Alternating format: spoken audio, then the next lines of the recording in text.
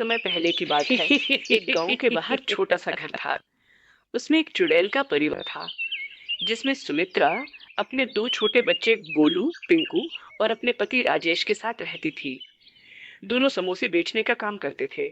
एक दिन वह समोसे बेचकर घर वापस आ रहे थे तो एक दुर्घटना में दोनों की मौत हो जाती है। दोनों मरने के बाद भूत और चुड़ैल बन जाते हैं। उन दोनों के अलावा गोलू और पिंकू की देखरेख करने वाला और कोई नहीं था। यही सोचकर सुमित्रा रोने लगती है। ये क्या हो गया राजेश, ये क्या हो गया? हम दोनों तो भूत और चुड़ैल बन गए। अब हमारे बच्चे गोलू और पिंकू की देखरेख करने वाला कोई नहीं है। अब हम क्या करेंगे राजेश? देखो सुमित्रा, तुम रो मत। इसमें हमारा क्या दोष है? हम भूत चुड़ैल बन गए तो क्या हुआ? हम अब भी अपने बच्चों का ख्याल रखेंगे। हम अब भी समोसे बेचने का काम करेंगे। और वैसे भी हमारा घर तो गांव से थोड़ी दूर पर है, तो गांव वालों को तो हमारे ऊपर शक भी नहीं होगा। तुम बिल्कुल चिंता मत करो। दोनों वापस से अपने रूप में आ जाते हैं और घर आकर हमेशा की तरह अपने अपने कामों में लग जाते हैं। उनको को भी नहीं पता था कि अब उनके माँ बाप इस दुनिया में नहीं है। दोनों बड़ी खुशी से उनके साथ रहते थे। बारिश का मौसम था। एक दिन बहुत जोरों की बारिश हो रही थी तो सुमित्रा अपने पति राजेश से कहती है, सुनो जी, आज बहुत जोरों से बारिश हो रही है। मैं तो कहती हूँ आज समोसे बेचने मत जाओ। अगर बारिश के पानी से समोसे गीले हो गए तो हमारा बहुत नुकसान होगा। सुमित्रा की बातें सुनकर राजेश कहता है, अरे नहीं नहीं सुमित्रा, वैसे भी हमने समोसे बना लिए हैं। अगर मैं समोसे बेचने नहीं भी जाऊंगा तब भी हमारा बहुत नुकसान होगा। इससे अच्छा है कि मैं समोसे बेचने ही चला जाऊं। इतना बोलकर राजेश अपने समोसे लेकर बेचने के लिए चला जाता है। वह बारिश के पानी से बचने के लिए एक पेड़ के नीचे खड़ा होकर समोसे बेचने लगता है। समोसे ले लो, समोसे, बारिश में गरम गरम चटपटे मसालेदार समोसे। समोसे ले लो भैया, समोसे। वह जोर जोर से आवाज लगाकर समोसे बेचने लगता है। तभी गांव के दो लोग उसके पास आकर समोसे खरीदते हैं। जैसे ही वह समोसे खाते हैं तो कहने लगते हैं, अरे वाह वाह भैया, क्या समोसे हैं तुम्हारे। समोसे में तो जादू है भैया, मजा आ गया खाकर। अरे भैया, समोसे तो बहुत ही बढ़िया हैं। ऐसा करो, 2 प्लेट लगाकर दे दो। उन्हें समोसे खरीदने देखकर राजेश के पास समोसे खरीदने वालों की भीड़ लग जाती है। सभी को राजेश के बने समोसे बहुत पसंद आते हैं। ये बात कुछ और थी कि राजेश पहले भी वहीं खड़ा होकर समोसे बेचता था, लेकिन उसके बने समोसे में ऐसा स्वाद पहले कभी नहीं आया। उस दिन राजेश के समोसे बहुत जल्दी बिक जाते हैं और वह अपने घर वापस आ जाता है। उसी दिन राजेश बहुत खुश था। सुमित्रा जब राजेश को घर पर देखती है तो राजेश से कहती है, क्या बात है जी, आज आप घर पर बहुत जल्दी आ गए? क्या बारिश के कारण समोसे खराब हो गए जो उसे फेंक कर आप जल्दी घर आ गए? अरे हाँ सुमित्रा, आज समोसे बहुत जल्दी बिक गए। लोगों को अपने समोसे बहुत ही अच्छे लगे। लेकिन जिस दिन गांव वालों को पता चलेगा कि हम मरकर भूत और चुड़ैल बन गए हैं तो क्या वे हमारे समोसे खाएंगे? गांव वाले तो हमें मारकर इस गांव से ही भगा देंगे। दूसरे दिन राजेश समोसे लेकर बेचने के लिए फिर से वहीं खड़ा होता है। फिर से उसके समोसे बहुत जल्दी बिक जाते हैं।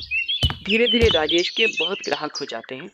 राजेश के समोसे की बिक्री देखकर गांव के कुछ और लोग भी वहां पर समोसे की दुकान खोल देते हैं।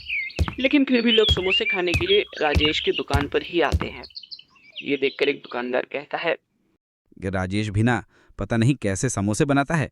दिन प दिन इसके ग्राहक तो बढ़ते ही चले जा रहे हैं। इसकी समोसे की बिक्री देखकर हमने भी समोसे की दुकान खोली, लेकिन एक भी ग्राहक हमारे समोसे खाने नहीं आता। ये सोचकर वह और दुकानदारों को बुलाता है और राजेश को रास्ते से हटाने के लिए प्लान बनाता है। अगले दिन सुमित्रा राजेश से कहती है, देखो जी, आज मैं समोसे थोड़े ज्यादा ही बनाए हैं और मैं भी आपके साथ समोसे बेचने के लिए चलूंगी। अरे नहीं नहीं सुमित्रा, तुम घर पर रहकर बच्चों का ख्याल रखो। उस दिन राजेश जब समोसे बेचकर घर वापस लौट रहा होता है तो वे सब राजेश का पीछा करते हैं और सुनसान रास्ता देखकर उसके ऊपर डंडे से वार करते हैं। वे सब जैसे ही राजेश को मारते हैं वह गुस्से में भूत के रूप में आ जाता है। उसे भूत बना देखकर सब इधर उधर भागने लगते हैं।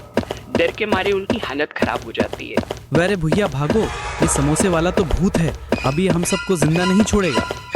हम भी किस बेवकूफ के कहने में आ गए जो इस भूत का पीछा कर रहे थे। अब तो ये भूत हमें ही मार देगा। इतने में भूत उसे दुकानदार की गर्दन पकड़ता है और उसे दबोचकर वही मार डालता है। बाकी के लोग अपनी जान बचाकर भागते हैं और गांव आ जाते हैं। गांव में आकर वे सबको बता देते हैं कि राजेश समोसे वाला एक भूत है। राजेश भी घर पहुंचता है तो सुमित्रा से सारी बातें बता देता है। अगले दिन जब वो समोसे बेचने के लिए गांव में जा रहा होता है तो सुमित्रा भी उसके साथ जाने की बात करती है। देखो जी, जब गांव वालों को पता चल गया है कि हम भूत और चुड़ैल हैं तो गांव वालों पर भरोसा करना ठीक नहीं। आप कितना भी बोलो, मैं भी आज आपके साथ चलूंगी। उसी दिन दोनों साथ में समोसे बेचने के लिए जाते हैं। इस समय गांव के 2-4 लोग डंडे लेकर आते हैं और राजेश को पीटना शुरू कर देते हैं। अरे गांव वालों, पहले तो ये बताओ कि मेरा दोष क्या है, मुझे इस तरह मत पीटो। इस समय दोनों भूत और चुड़ैल बन जाते हैं। उन्हें भूत चुड़ैल बने देखकर गांव वाले चिल्लाने लगते हैं। देखो भैया देखो, अरे हमारे गांव में भूत और चुड़ैल समोसा बेच रहे हैं। भला और किसी गांव में ऐसा होगा कि चुड़ैल समोसा बेचें? आज हम इस भूत की हड्डी पसली तोड़ दें। गांव वालों को इस तरह गुस्से में देखकर सुमित्रा गांव वालों से कहती है, देखो गांव वालों, हमें छोड़ दो, हमें मत मारो। हम पहले भी समोसा बेचने का काम करते थे। एक दुर्घटना में हमारी मौत हो गई, जिसके बाद हम भूत और चुड़ैल बन गए। लेकिन हमने अपना काम नहीं छोड़ा। ये समोसा बेचकर हम अपना जीवन बिताए। हमने कभी भी आप लोगों को दुख नहीं दिया है और ना ही किसी बात के लिए तकलीफ पहुंचाई है। अगर आप लोगों को ऐसा लगता है कि हम भूत चुड़ैल समोसे नहीं बेच सकते तो हम आज के बाद समोसे बेचने का काम बंद कर देंगे और गांव में कभी नहीं आएंगे। सुमित्रा की ऐसी बातें सुनकर गांव वाले सब शांत हो जाते हैं। अगले दिन से सब दूसरे दुकान पर समोसे खाने के लिए इकट्ठा होते हैं। अरे राम राम राम, ये कोई समोसे हैं? अजिच्छी, इसको तो कुत्ता भी नहीं खाएगा। समोसे तो वो राजेश भूत वाला बनाता था, मजा आ जाता था उसके समोसे खाकर। वैसे समोसे तो आज तक गांव में किसी ने नहीं बनाए। अरे भैया, हमको तो ऐसा लगता है कि राजेश तो गांव के बाहर ही रहता है।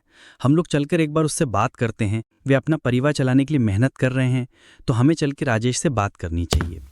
अगले दिन, अरे वो राजेश भाई, घर से बाहर तो निकलो, कहाँ बैठे हो? अरे देखो, हम सब गांव वाले तुमसे मिलने के लिए आए हैं। गांव वालों की बातें सुनकर दोनों घर से बाहर निकलते हैं। अरे क्या हुआ गांव वालों, आप लोग यहाँ पर क्यों आए हो? मैंने तो कुछ किया भी